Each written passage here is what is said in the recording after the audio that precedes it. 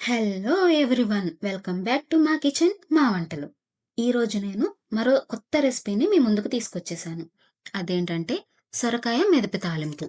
సొరకాయ తినని వాళ్ళకి ఇలా చేసి పెట్టండి, చాలా ఇష్టంగా తింటారు. ఇది నేను మా అమ్మ దగ్గర నేర్చుకున్నాను. అమ్మ రెసిపీస్ ఎవరికి నచ్చవో చెప్పండి.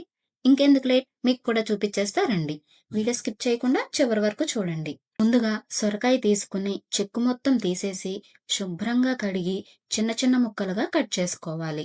నేను ఒక పెద్ద సైజు ఉల్లిపాయను, ఒక 4 పచ్చిమిర్చిని కట్ చేసి పెట్టుకున్నాను. ఇప్పుడు కర్రీ ఎలా చేయాలో చూద్దాం. స్టవ్ ఆన్ చేసి కడాయి పెట్టుకుని కోసి పెట్టుకున్న సొరకాయ ముక్కలు, ఉల్లిపాయలు, పచ్చిమిర్చి వేసుకుని వాటర్ పోసుకుని ఉడకబెట్టుకోవాలి. అప్పుడప్పుడు ఈ ముక్కల్ని ఒకసారి కలుపుతూ ఉండాలి. ఇలా ముక్క బాగా ఉడికిన తర్వాత నిమ్మకాయ సైజ్ చింతపండు వేసుకోవాలి. ఇప్పుడు అందులోనే చిటికెడు పసుపు, ఒక టేబుల్ స్పూన్ కారం, రుచికి సరిపడా ఉప్పు వేసుకుని మొత్తం కలిసేలా ఒకసారి కలుపుకోవాలి. ఇప్పుడు మూత పెట్టేసుకుని చింతపండు ఉడికే వరకు మగ్గనివ్వాలి. ఈలోపు ఏమన్నా వాటర్ ఉన్నా కూడా ఇంకిపోతాయి. ఇలా ఉడికిన తర్వాత ఇప్పుడు మనం ముక్కలు మొత్తం మెత్తగా అయ్యే వరకు మెదుపుకోవాలి. ఇక్కడ నేను తీసుకున్న సొరకాయ ముదిరిపోయింది. మీరు లేత సొరకాయ తీసుకోండి. లేత సొరకాయ అయితే త్వరగా మెత్తగా అయిపోతుంది. ఇదిగోండి, ఇలా మెత్తగా మెదుపుకుని పక్కన పెట్టేసుకోవాలి. ఇప్పుడు తాలింపు కోసం ఒక టేబుల్ స్పూన్ ఆయిల్ వేసుకోవాలి. ఆయిల్ హీట్ అయ్యాక పోపు దినుసులు, వెల్లుల్లి, ఎండుమిర్చి, కరివేపాకు వేసి ఒకసారి కలుపుకోవాలి.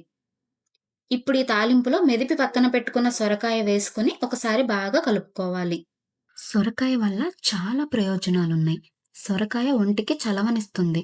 కానీ చాలా మంది పిల్లలు, కొంతమంది పెద్దవాళ్ళు కూడా ఈ సొరకాయ తినడానికి అస్సలు ఇష్టపడరు. అలా సొరకాయ తినని వాళ్ళకి ఇలా చేసి పెట్టండి, చాలా ఇష్టంగా తింటారు. అంతేనండి, లాస్ట్ లో కొంచెం కొత్తిమీర వేసుకుంటే సొరకాయ మెదిపి తాలింపు కర్రీ రెడీ అయిపోయినట్టే.